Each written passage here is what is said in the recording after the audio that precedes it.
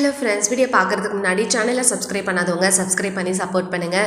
நம்ம விஜய் மல்லி ஸ்டோரியில் எந்த அளவுக்கு இந்த வில்லிங்களும் வில்லன்களும் நம்ம விஜய் மல்லி வெண்பா 3 பேருக்கும் எதிராக சதி திட்டம் தீட்டுறாங்களோ அதே அளவுக்கு இந்த சீரியலில் நல்ல மனுஷனுங்களையும் அப்பப்போ வந்து பர்மனெண்ட்டாக இல்லைன்னா கூட டெம்ப்ரவரியாக காட்டுறாங்க. அது வரைக்கும் மனசுக்கு சந்தோஷம் தான் அப்படின்னு நினைக்கிறவங்க வீடியோக்கு ஒரு லைக் கொடுங்க.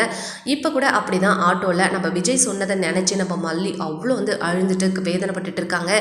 இதை கேட்டு மனசு தாங்க முடியாத அந்த ஆட்டோ டிரைவருமே பார்த்தீங்கன்னா நம்ம மல்லிக்கு ஆறுதல் சொல்லி சமாதானப்படுத்தி அவங்கள வந்து ஒரு கோயிலுக்குமே வந்து கூட்டிகிட்டு போகிறாங்க. ஸோ இங்கே தான் ஒரு திருப்பு முனையாக வந்து ஏற்படுது.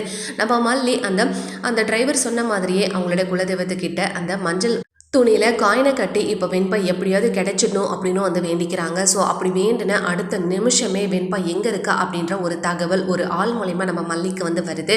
அந்த இடத்துக்கு தான் பார்த்தீங்கன்னா ஒரு லேடி வந்து வராங்க. அந்த லேடிக்கு தான் நம்ம வெண்பா மாதிரியான குழந்தைங்களை வந்து கடத்தி வச்சிட்டு இருக்க அந்த கலாவதி பற்றின தகவல் தெரிஞ்ச அந்த லேடி தான் இப்போ நம்ம மல்லிக்கிட்ட வந்து வராங்க. ஸோ நம்ம மல்லி அண்ட் ராகு அண்ட் அந்த லேடி 3 பேருமே தான் நம்ம வெண்பாவை தேடி அந்த கலாவதி இருக்க இடத்துக்கு வந்து போகிறாங்க. கண்டிப்பாக அங்கே வந்து ஒரு பெரிய சம்பவமே வந்து நடக்கிறது. ஸோ நம்ம மல்லி எனக்கு என்னவோ தன்னோட வயதில் இருக்க குழந்தையெல்லாம் பொருட்படுத்தாமல் அந்த ரவுடிங்க கிட்ட இருந்து நம்ம வெண்பாவை எப்படியாவது வந்து ஃபைட் பண்ணி காப்பாற்றுவாங்க அப்படின்ற மாதிரி தான் தோணுது.